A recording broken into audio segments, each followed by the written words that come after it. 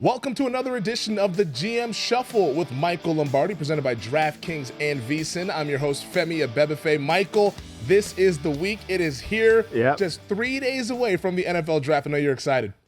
Oh, I am, and everybody's great, Femi. Everybody's going to be a superstar. Everybody's going to come in the league and dominate. I can't believe they didn't pick that guy. Oh, my God, they never thought he was going to be there. How many cliches are we going to hear for the next 4 or 5 days? We're going to hear a bunch of lies. We couldn't believe the player was there. That's my all-time favorite. What do you mean you couldn't believe he was there? Weren't you working on this? Like, seriously.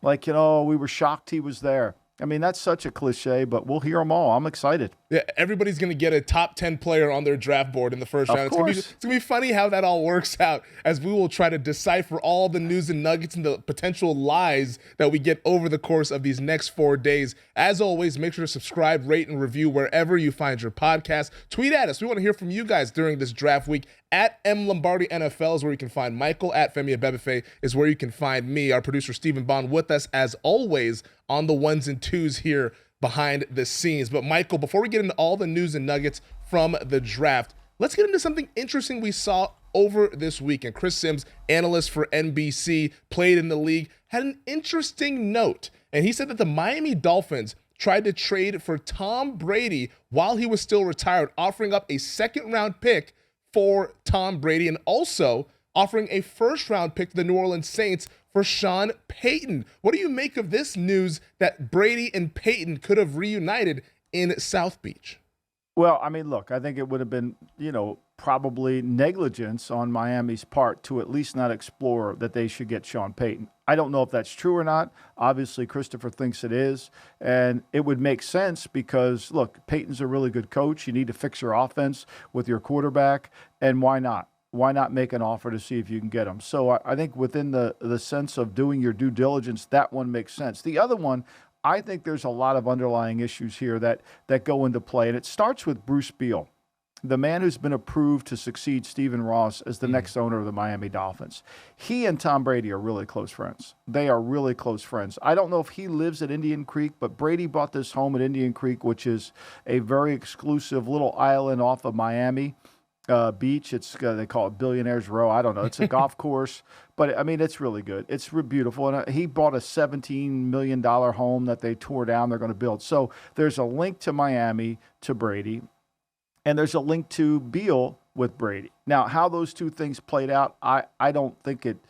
First of all, Miami would have to get Tampa to agree to trade him. Do you think Tampa was going to agree to trade him? I don't think so. I think that would probably be the wrench in that. And so, I think Miami is going to be a place. I'll predict this on April the 25th, 2022. Tom Brady will end up being in some way or form running the Miami Dolphins, whether it's player personnel, whether it's the president. I think he will be involved. Once Beal takes over, I think Brady will be involved in some capacity. What, I don't know. And because he loves competing. Just like Pat Riley loves competing, just like all guys that are former players that love the chance to compete. Plus, Brady wants to get in that part of the business. But I can't see this happening because Tampa would have to say, okay, we're going to trade him. Like, to make a trade in the NFL, you've got to know you can pull the pin on it. Like, if I called you up and said, Fem, look, would you trade me Tom Brady? You would probably say no. Yeah. So, like, the conversation never gets to, well, we'll offer you a 2. That doesn't mean you were going to do a deal for a 2. That just means maybe they were trying to offer. That doesn't also mean that there was actually a trade conversation. There was no banter back and forth. So just because a team's willing to prepare to offer something doesn't mean there's a trade conversation.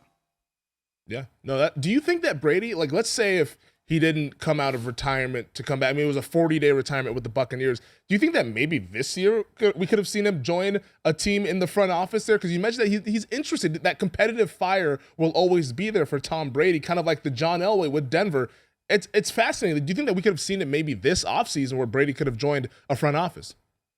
I don't know this one, but I think eventually. I think with Beal, once he takes over, whatever Stephen Ross decides to do, it's already been approved. In 2016, the NFL owners approved that Bruce Beal will become the next owner of the Miami Dolphins once Stephen Ross either elects to sell it to him, if he passes away based on his estate, all those things. It's already etched in stone.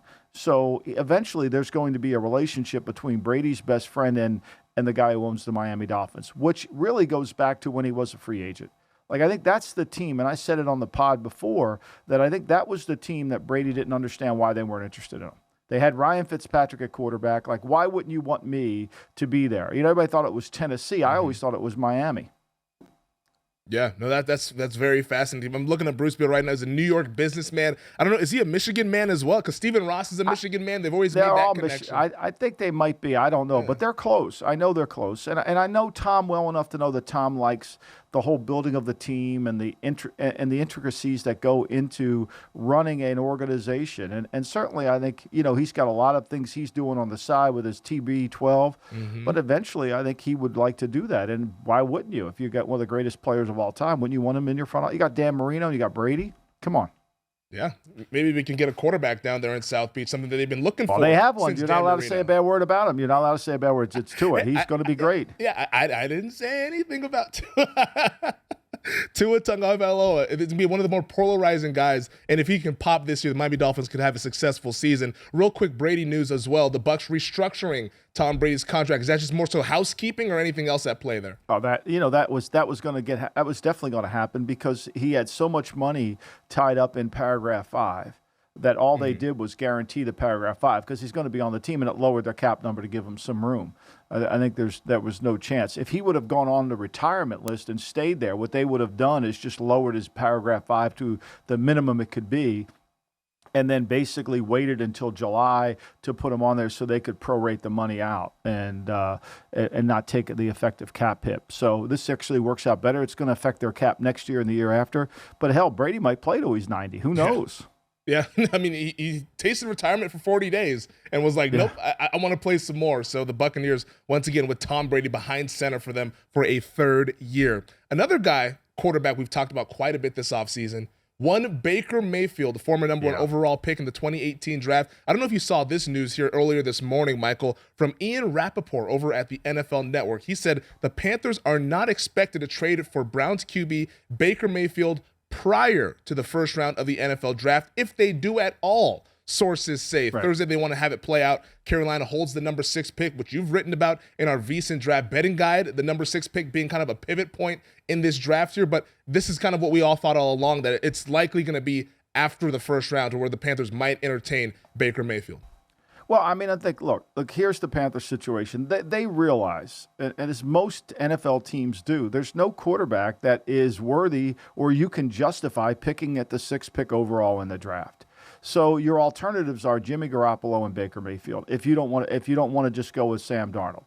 And so, like, at this point, why would you rush to do it? I mean, Baker Mayfield's guaranteed contract. You got to get Cleveland to eat some of it, and you're certainly not trading away a first-round pick, so why would you do anything before the draft?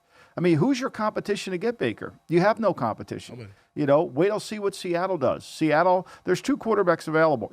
And Seattle, Atlanta signed Mariota, so they don't want one. I mean, you're basically competing against Seattle for one of them. If you want one, you could get one.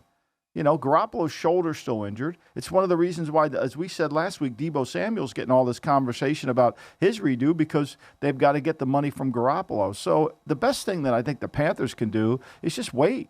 They have more of the cards in this hand than anybody. I mean, they are sitting there. They don't need to lick their cookie like they did in Rounders, to signal what they're going to do.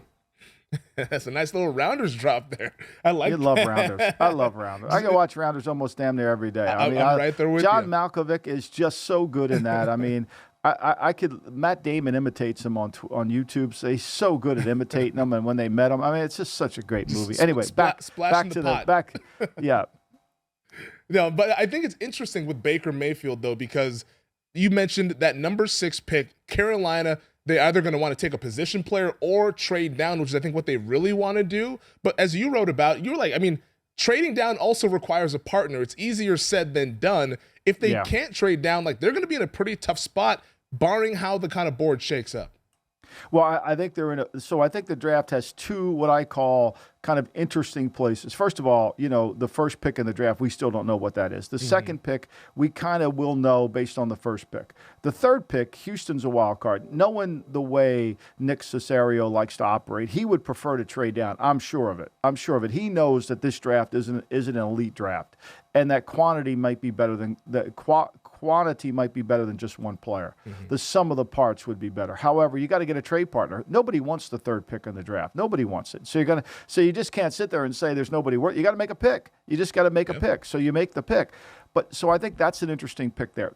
To me, Carolina is interesting in the sense that if there's an offensive or a defensive lineman that's worthy to take at 6, I think Carolina should do that. They should improve on an area of strength, which they're strong in the defensive front, right?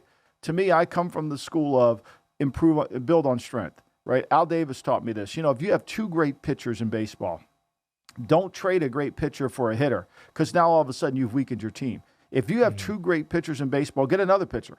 Now have 3. So if Carolina has a chance to get a rush defensive end that could dominate the game, or they could slip him inside and play him in nickel, go get him. If they can get a left tackle, go get that guy too.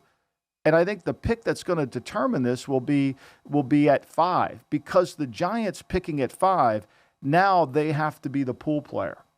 So the pool player is simply this, Femi. You've got to be able, they know what they pick at 5, they can guarantee themselves. What they must be able to do is get a player that they want at 7, for example. Yeah. If they think Gardner's going to be a trade option for Carolina at 6, Carolina won't pick him, right? And they want Gardner. They may have to pick Gardner at 5, but then they could lose the tackle that they want. You follow me? Yep. So they've got to play this very carefully to see how it's going to go, and it's going to rely on intel from other teams.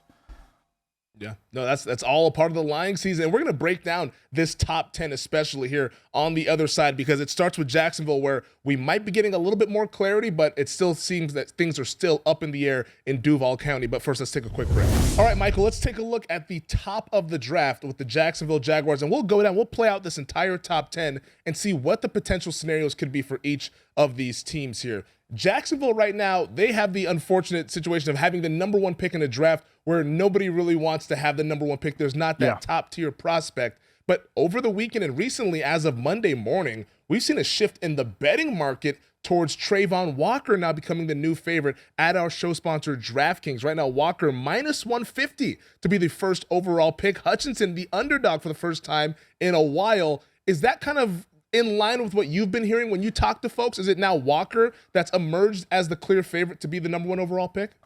I mean, everybody will deny this after the draft, right? But for what I keep hearing is there is some way a sense of a division within the ranks. Not a hostile division, just a difference of opinion.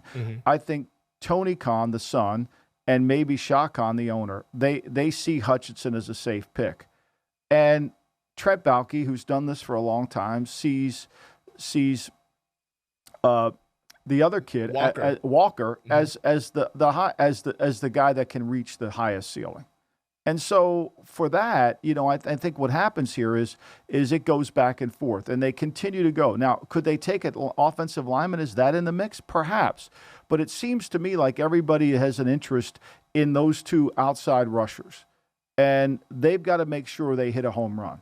And they've got to make sure they don't make a mistake. And the mindset of Baalke, part of the thing you have to do when you're in the league is study the people that draft against you, right? You've got to study those players to kind of understand not the players, understand the executive and how the front office works. Baalke is very much about taking risks. He took a lot of guys in San Francisco with injuries, believing that they would come back and play at a higher level once they were healed. It didn't work out for him as well, but I do think that would lend me to believe there's some interest in potentially trying to get Walker. However, there's still the sense within the building that, maybe it's Hutchinson. Everything I've been hearing for the last month, it's Walker. But okay. I'd take that with a grain of salt.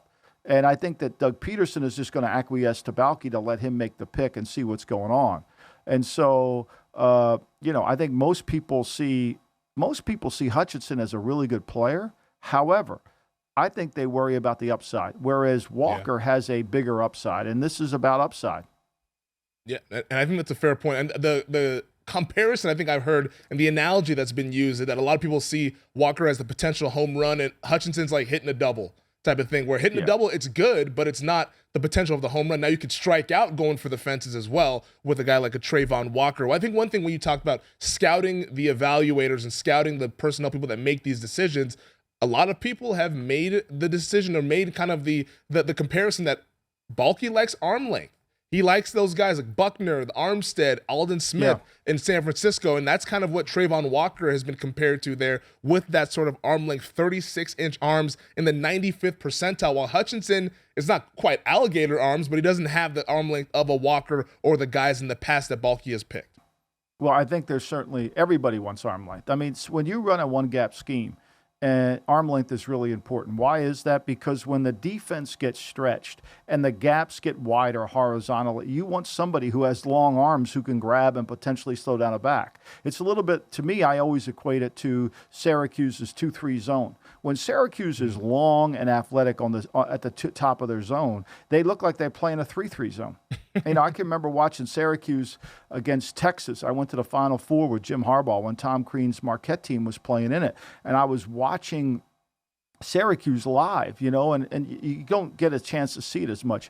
But they looked like they had two Inspector Gadgets. This is when they had Carmelo Anthony, and they were covering more room. Their arm length makes a difference, particularly in a one-gap scheme.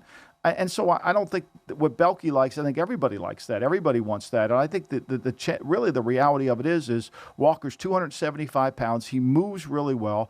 Does he have the numbers to support it? Not really, but he's got the athleticism. 29 and a half sacks in 29 games isn't going to light your fire, but his athleticism does, and you've got to allow for coaching to come in there.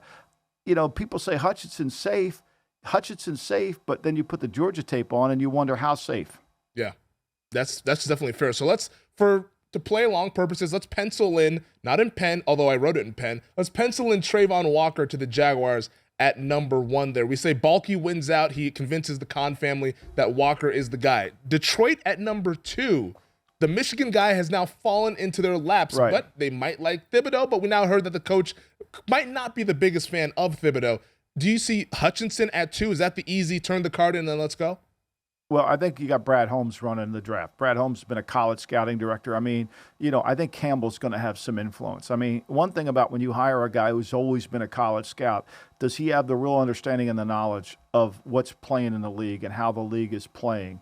I think that Campbell's personality and what he wants, knowing he has 5 more years on a contract, I think is going to be rather convincing for Brad Holmes. And, unless Brad Holmes can show video evidence that Hutchinson isn't the right guy, I think this is a no-brainer. They get a local kid who plays there, plays on the carpet. The other thing I think you get an advantage if you're Detroit, you play in a dome. And I think that'll favor Hutchinson. And those 8 games with the snap count in his favor will give him that slight edge. I think that certainly would help him. Plus, he fits the persona of what the organization wants to be. He's going to be a hard-nosed player. Could they take a corner? I think, to me, if you took a corner at the second pick in the draft, you got to make damn sure. Rob Woodson went 9. I mean, some of these guys that are just great. Deion Sanders went 5. Like, you better make sure they're in Hall of Fame caliber before you turn. I mean, this is when they pick Okuda, whatever the hell his name is. Jeff Okuda, yeah. Okuda. I mean, he wasn't in that category. Like, if you're going to pick a corner in the top 5, you got to put all the corners that have been picked in the top 5 and say, this guy has got to be like this. You couldn't say that about Okuda. No way. Yeah, no, I mean, people love Gardner. They love Stingley, but a corner at 2 does seem rather high for a team that just picked Okuda at 3 overall. Let's go to 3 overall. Houston Texans, we talked about Nick Caserio. He's a New England guy. You mentioned he probably would favor trading down. Do you think that something that's possible for the Nick Caserio and the Houston Texans, or what do you think is possibly their biggest need here at number 3 if they end up having to make that selection? The only thing I think is possible is Nick will take all the time in the world on the clock. I don't think we'll get an early card turned in. I think if Walker goes 1, I think Detroit will turn their card in rather quickly, and then I think the Texans will take some time. I mean, look, the Texans are a bad team, so you can go in any direction. And now let's break it down. Lovie Smith's your head coach. You're not going to fire him after a year, so you're kind of married to his system, right? His system is really not corner dependent. They're going to play cover two. They're going to play what they play, a zone kind of team. He relies on the front. It's all about the front. So there's got to be a front seven player that he thinks is worthy of rushing. Could it be the corner? I don't see it. I think it's a waste to pick. Could it be the offensive tackle? No doubt. Could it be the North Carolina State kid? Perhaps. Could it be Neal? Perhaps. Could it be Cross? Maybe. I think that's the pick that can go offensive or defensive line. But to me, the philosophy of Nick has to be, we've got to repair these two lines. Watson got the crap beat out of him. Mills got the crap beat out of him. And their defensive front wasn't good enough last year. I think that's where they got to go. Offensive or defensive line. And the value is O-line at this point. Yep.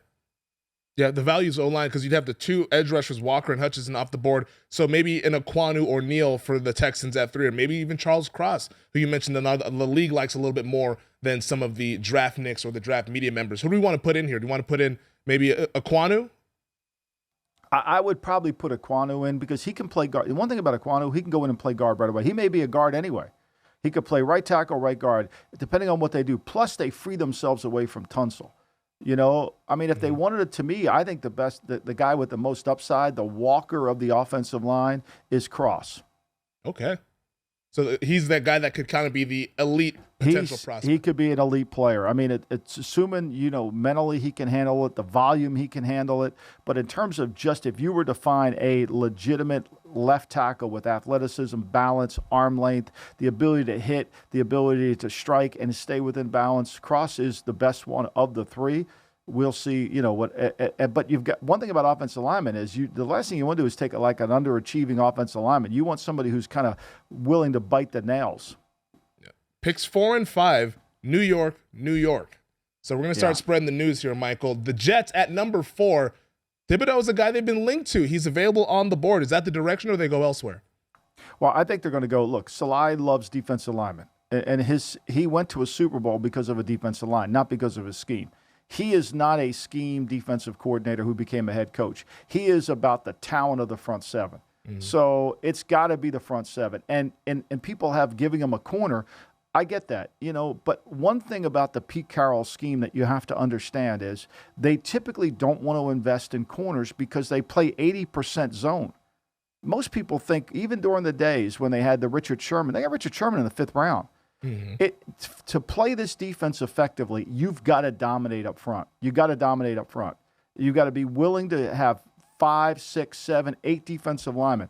I think this is defensive line here. Whether it's Thibodeau, whether it's James, I don't sense that that it could be anything other than that. I think it's got to be. Now you say, well, could it be Kyle Hamilton? Because he could be the guy that. Well, they already had a guy like that. Jamal. They traded him, right? So I don't see it being that. I think it has to be a defensive rusher to help his defensive front. I'm going to pencil in Thibodeau there for the Jets at number 4. The Giants at 5. Feels like both sides of the trenches, too, could be in play here. I think that's the case. I think the Giants have to take the best tackle available. They got to fix their offensive line. Like, I see some people having them taking Kyle Hamilton. Like, I don't see how you can say Kyle Hamilton's the guy. I talked to a team yesterday that's worried that Hamilton's going to make it to them at down in the lower, in the teens, or they're going to make it to 20, where's he going? And so what do you do with that? He's big, he's fast, but can he cover man-to-man? Not really. Is he going to attack? I mean, we see Jamal Adams. This doesn't work. Once teams designate the safety as a rusher and they give him to the offensive line saying, okay, we're going to count Adams as a down guy, every protection, all of a sudden his effectiveness as a blitzer has gone away. And he can't play in the middle part of the field.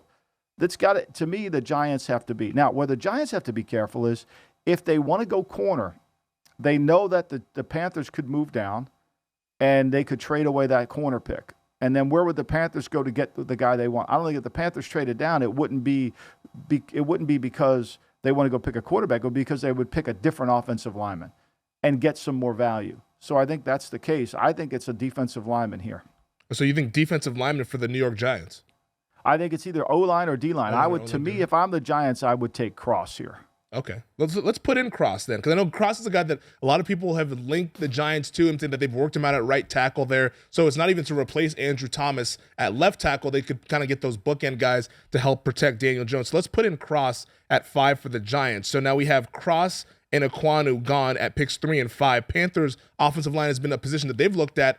A guy like Evan Neal sitting right there at 6.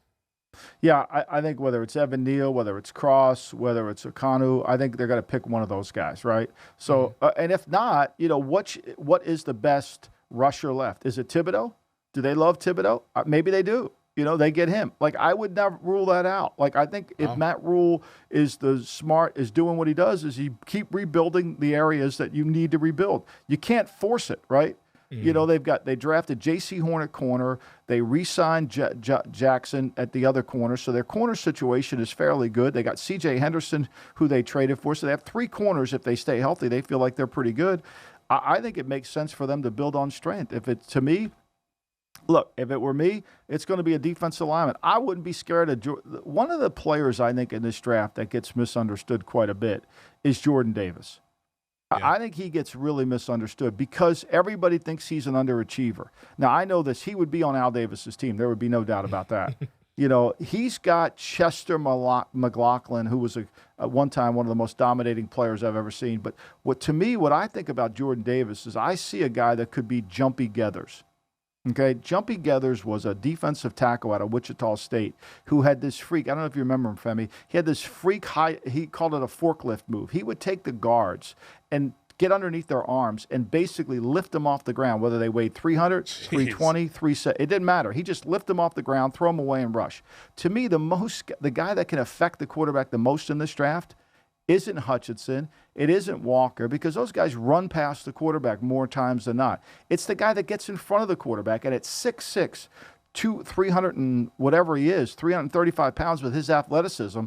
To me, I don't know why he's not a top 10 pick. I don't know. Like, he can impact the game. Yeah. You say, well, he doesn't play hard all the time. Well, we got to get him to play hard. Like, Bill Walsh would say, look, at some point, it's our job to get him there. He likes football. He played on a great team. And the one thing I would do with this guy is I would say, look, all you're going to do is push this guard back. He's playing every down for me. He's playing every down for me. To me, I think he can affect the pass game more than any player in this draft. He was my favorite player in college football this season on that Georgia defense. One of the reasons why they had an all-time caliber defense and won the national championship. We've gone through 6 picks, Michael. No cornerbacks off the board. We'll see if we can find a home for one in the Meadowlands at 7 here, but first let's take a quick break. All right, Michael, we've gone through the first 6 picks, and like we mentioned, no cornerbacks off the board. The Giants have been linked to corner Wink Martindale, now the defensive coordinator there. His defenses tend to be driven by those big cornerbacks. Is this a spot here we could see a Sauce Gardner go to the Meadowlands, or maybe they go somewhere else? Oh, I think you could. I mean, look, they want to get rid of Bradbury. They need to clear up some cap room, so it gives them an opportunity to do that. I think if they go offense in the first pick, you got to believe they'll go defense with the second. Or, maybe they just feel like if there's an offensive lineman, they feel like, why not, fix one area of your team. The one thing I think if you're Joe Shine, you're not going to fix everything in 1 year. Like, you're just not going to do it. Like, you're so bad that you've taken over this team. The reason you have this job is because over the last 5 years, you've not won more than 6 games. So the reason you're here is because your team stinks. And so if you took 2 offensive linemen, if you took 2 defensive linemen, if you took 2 defensive players or 1 in each, you would strengthen your team. You got to get 2 starters. And I'm not saying you're going to get elite starters. Gardner could be an elite corner.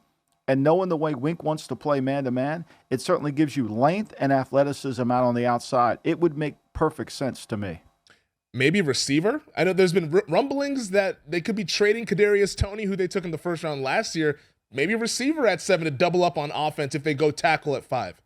I mean, unless they can get the defensive line to count to 5 Mississippi, how are they going to get the ball to them? Like, seriously, and then they can't rush the passer, Yeah. Like, unless they can get the offense to agree they only have to count to 3 Mississippi. Like, seriously, at some point you got to all these teams want to draft receiver, all these mocks want to go receiver, but at the end of the day, you got to be able to win in the trenches. I know last year that Cincinnati was horrible in the trenches. I get that, but they had Joe Burrow. You got Daniel Jones. You better protect him. Yeah, and as fast I was reading Peter King's mock draft this morning, he had 6 wide receivers in the first 18 picks. Like, that is, I know there's going to be a lot that go early, but 6 in first 18, that's saying something there. Here's what I would say to you about that. And I'm not saying Peter's wrong. Here's what I would say to you is there's going to be somebody picked in the 2nd or 3rd round that is going to be better than the first rounders. Yeah. It's a guarantee. It's a guarantee. And we've seen it. Deebo Samuel, DK Metcalf. Yep. We've A.J. seen these Brown. guys. McLaurin, A.J. Brown, better than N'Keal Harry picked in the first round, better than other guys picked in the first round. And so like all these teams that are getting receivers, there's the value is that you can move it. They're replaceable. What I think we make a real big mistake with in the NFL is in terms of evaluating receivers is there are very few number one receivers. There are very few number one guys. The guy you can line up on the outside and say, okay, here you go. You can win out there. You're going to win against everybody you play against. It's no problem. Like Treylon Burks from Arkansas. Like he's more of an inside big receiver.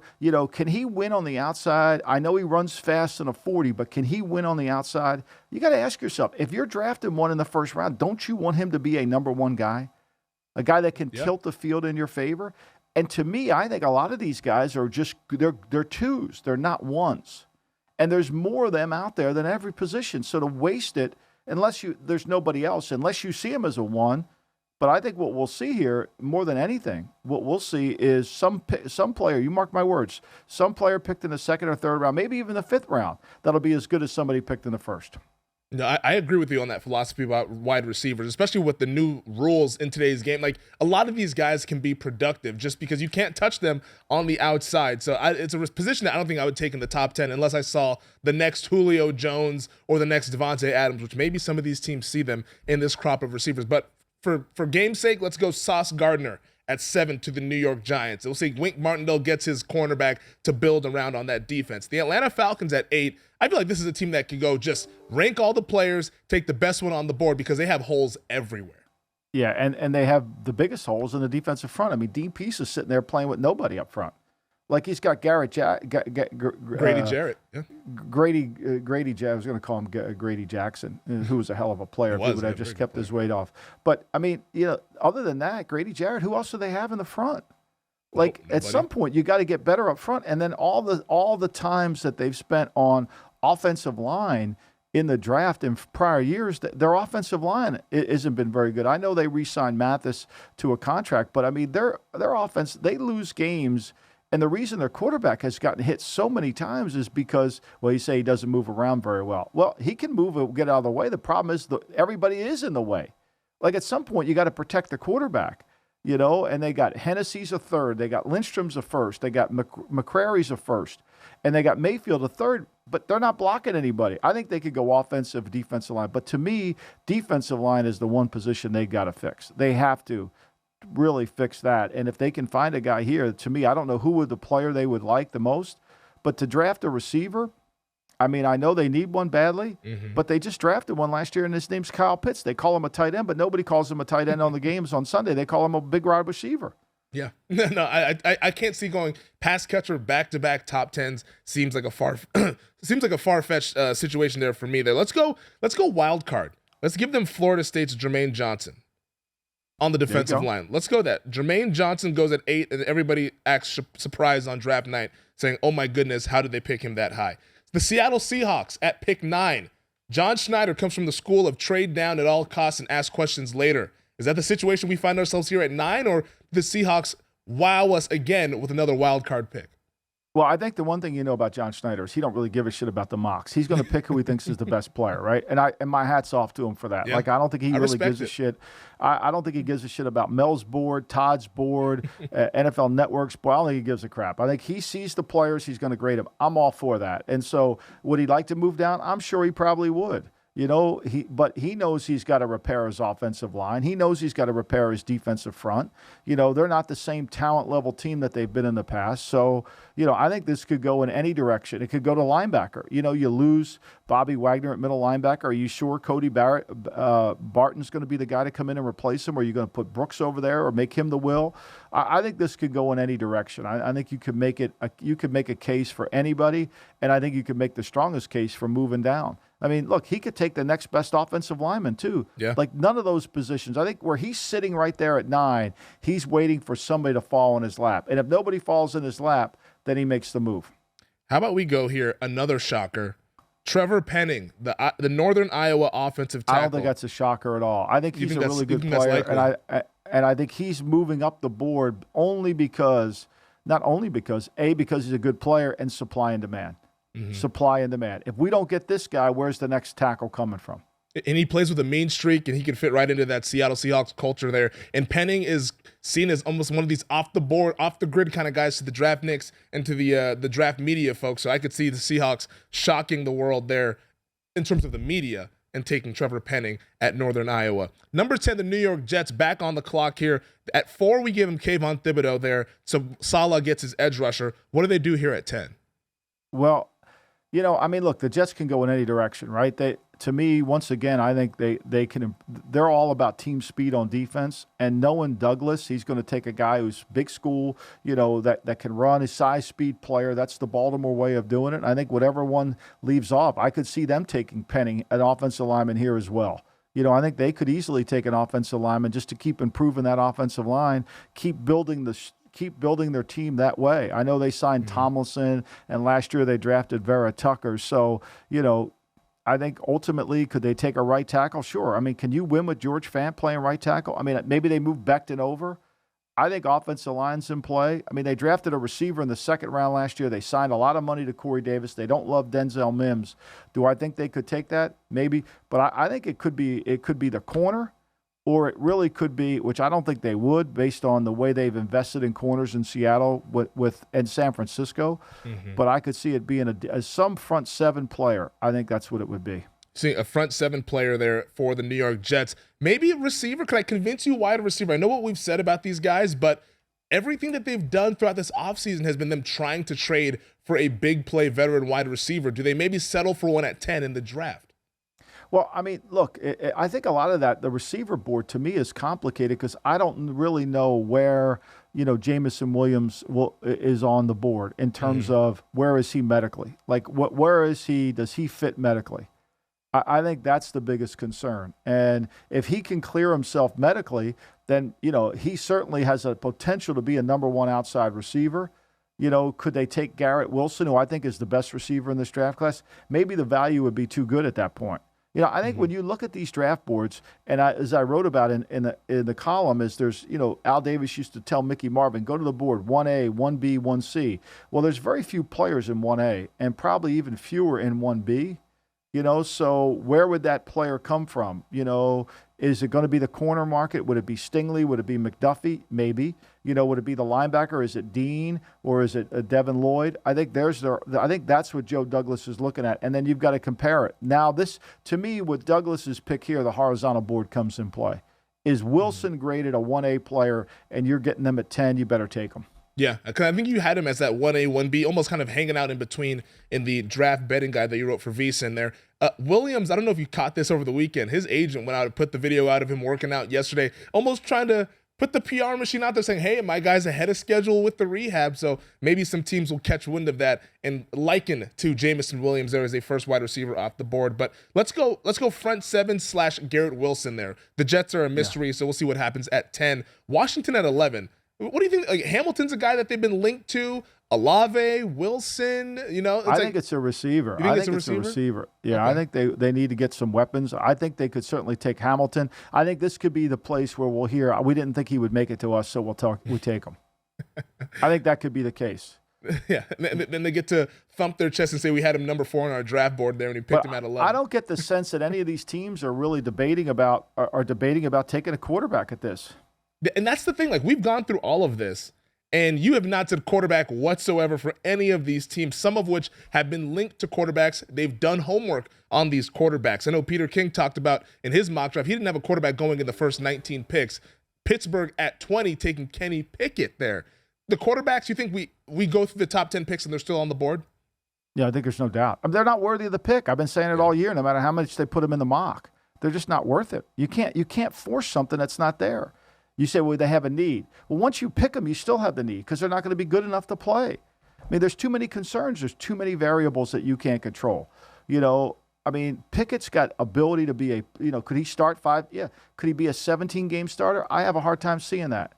Could Malik Willis do it? Guy didn't throw a touchdown pass against a Group 5 Power 5 team. He left Auburn. There's a whole bunch of debate.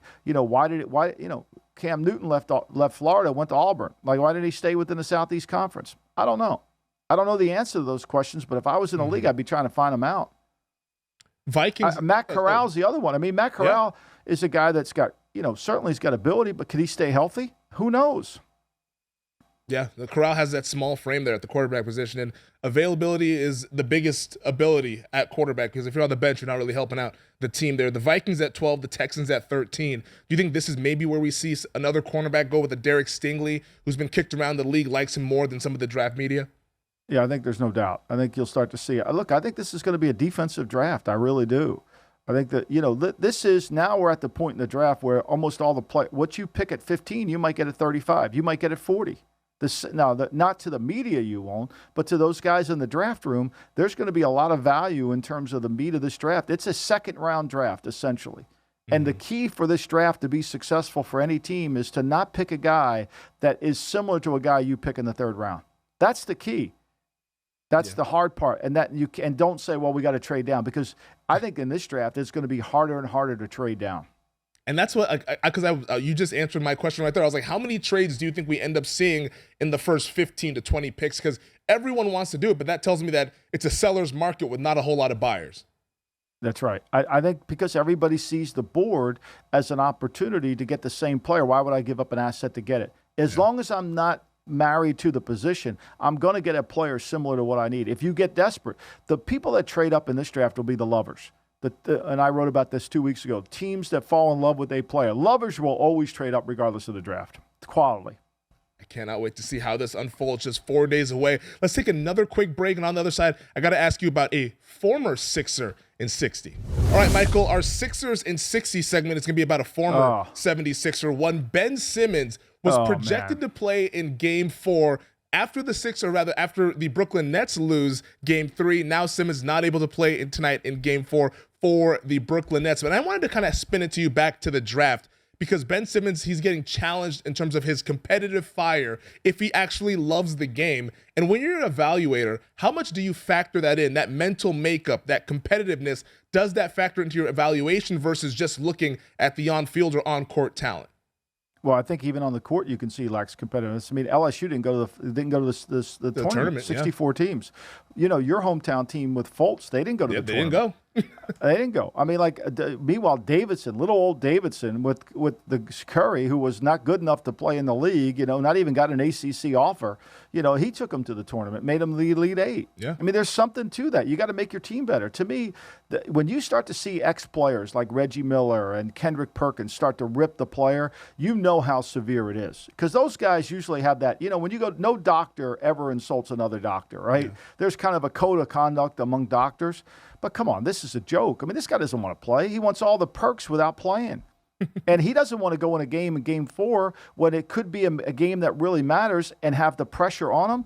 I mean, I think this guy, to me, the worst place for him to get traded to was Brooklyn, where the expectations are so high. He'd have been better off going to Sacramento.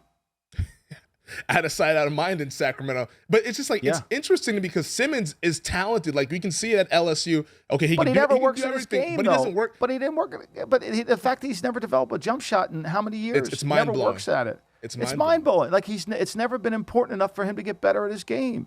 So, to me, it's just a comedy. And let me say this before we go. This is Monday. Mm-hmm. If the 76ers don't win tonight, if they don't win tonight, they'll be the first team to go up 3-0 that lose a series. Mark it down. That thumb injury for Joel Embiid, it's not looking good. It's not looking good. Even if they get past the series. It has nothing to do with his thumb. He should play through the thumb. He can play through the thumb. It ain't the first guy. Yeah. I mean, they played like crap the other night. They didn't even play with any effort. You mark my words. That would certainly be something. The heads would definitely roll there in Philadelphia if that ended up coming to fruition. We got to go, but the human element is, I think, the last point we should make is that it factors into all these things, like what they do, the workouts and the tape and all that stuff. But the human element always plays a factor in how much they're able to fulfill their potential, as the Sixers and Brooklyn Nets have now found out about one Ben Simmons. Michael, I cannot wait for you to get out to Las Vegas. We're doing another show later on this week to preview the draft. It's going to be a lot of fun, man. All right, buddy. I will see you. I'll be out there Tuesday, my man. We will get it together. We'll get it going. Can't wait to do it. Subscribe, rate, and review as always. Thank you to our producer, Stephen Bond, and we'll talk to you guys soon. Thanks for watching the GM Shuffle with Michael Lombardi. And for more videos like this, make sure to subscribe to VSiN Live and the GM Shuffle podcast with Michael Lombardi, presented by DraftKings and VSiN, wherever you get your podcasts.